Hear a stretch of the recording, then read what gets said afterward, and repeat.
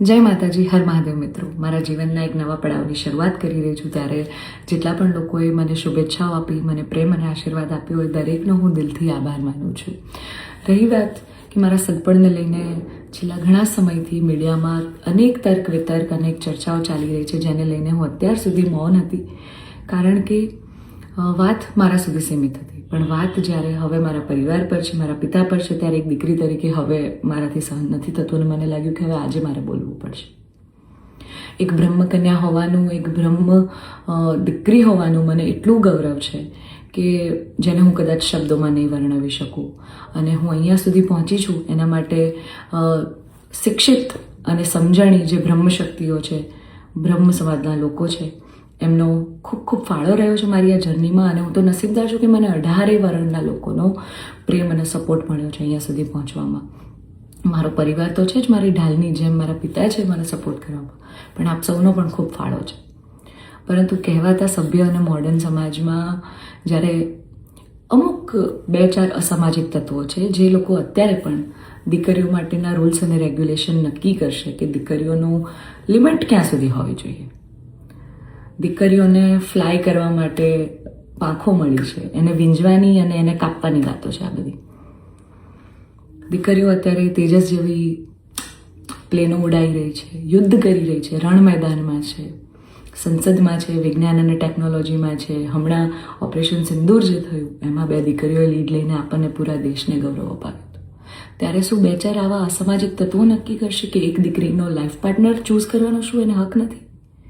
હું બહુ નસીબદાર છું કે મને એવો પરિવારને, એવા પિતા મળ્યા છે જે મારી ખુશીમાં ખુશ થાય છે અને મારા નિર્ણયને જે મેં હરખે વધાવી લીધો છે. કારણ કે ઓફકોર્સ હું એક એવા પરિવારમાં જઈ રહી છું કે જે આખો ભક્તિમય પરિવાર છે.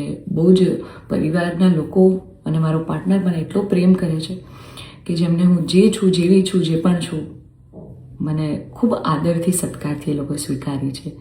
રાત દિવસ જ્યાં ગાયત્રી મંત્ર, નવકાર મંત્રના જાપ થાય છે, આવા પરિવારમાં હું જઈ રહી છું. મને ખૂબ જ ગૌરવ છે.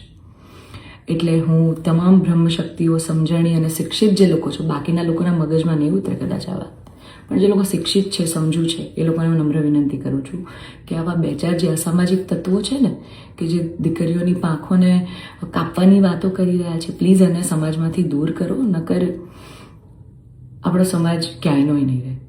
તમે દીકરીઓનું સારું જ કરવા માંગતા હોય ને તો દીકરીઓના શિક્ષણ માટે વાત કરો. નાની નાની દીકરીઓ પર જે બળાત્કાર થઈ રહ્યા છે એના માટે વાત કરો.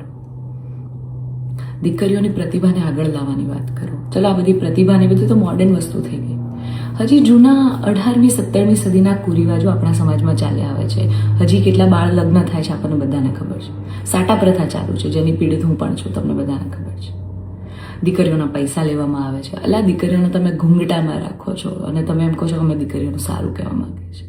એક બાજુ દીકરીઓ તેજસ જેવી ફ્લાઇટો ઉડાઈ રહી છે, આર્મીમાં છે, નેવીમાં છે, અને એક બાજુ દીકરીઓ ઘૂંઘટામાં છે. એના પરથી જ ખબર પડી જાય છે કે ક્યાં કેટલો વિકાસ છે. હું દરેક બ્રહ્મ શક્તિઓને, બ્રહ્મ આગેવાનોને નિવેદન કરું છું, આજીજી કરું છું કે આવા અસામાજિક તત્વોને સમાજમાંથી હટાવો.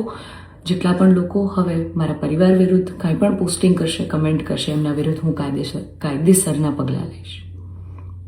કારણ કે એક દીકરી તરીકે, બ્રહ્મકન્યા તરીકે, જ્ઞાતિના નીતિ નિયમો પ્રમાણે જ્યારે હું ચાલતી હતી ત્યારે નાતના જ કોઈક લોકોએ મારા પરિવાર પર ચીટ કર્યું, અમને અંધારામાં રાખ્યા.